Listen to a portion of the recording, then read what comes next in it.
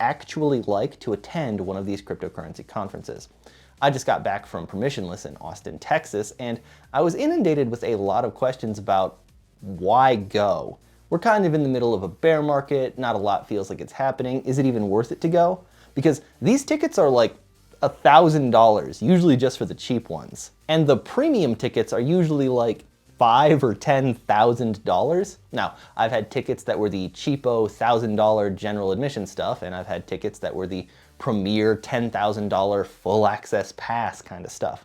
I've gone as an unaffiliated person, and I've hosted booths and given talks.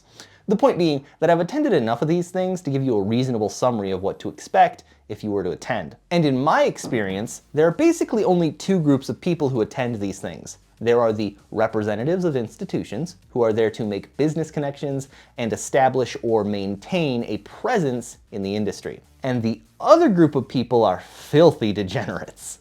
I'll give you an example. I was in Barcelona for the Avalanche Summit, and I attended an after party with various representatives of institutions. One of them was from Experian, the data analytics and credit reporting company. We had a lovely 45-minute chat about her time with Experian while eating some pasta, and no one at the table even finished their drink, despite the fact that the alcohol at these events is pretty much always free. But when I attended an after party with some degens at ETH Denver, I was told not to try any of the lollipops because, and I quote, "we accidentally put too much LSD in them." Which was really nice because most people just see the hair and assume I'm down to party, which is weird because I'm usually the most sober person at these events.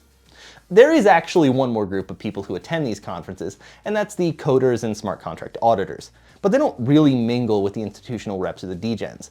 They're just attending for the hackathon and the free t-shirts. Now, it isn't always apparent which category an event will be in. Will this be a buttoned-up institutional event, or will it be a degen event? At Permissionless 2022, I went to an event hosted by a rather large institution that I will not name, and I thought it was going to be a total drag. But when I got there, it was basically just a frat party, like I was a freshman in college again.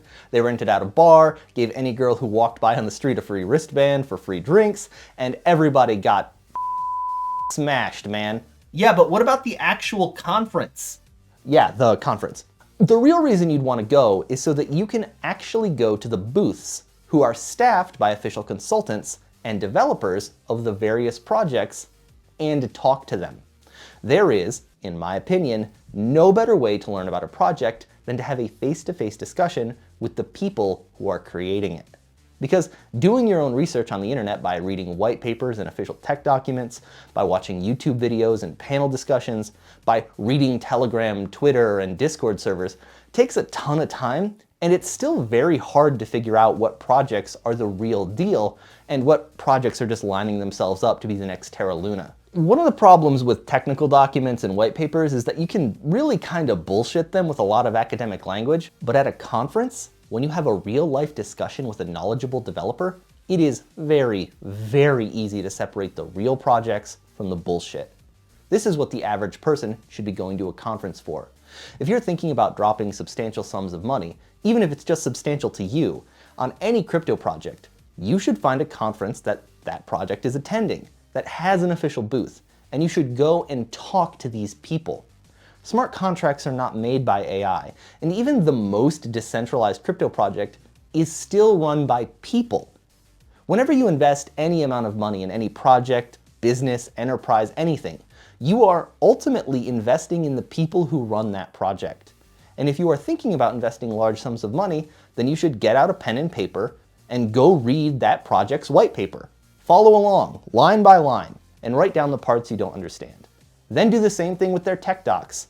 Then go to a conference and have a 15 to 25-minute conversation with a real developer and develop a complete understanding of your investment and the people who are going to bring that project to fruition.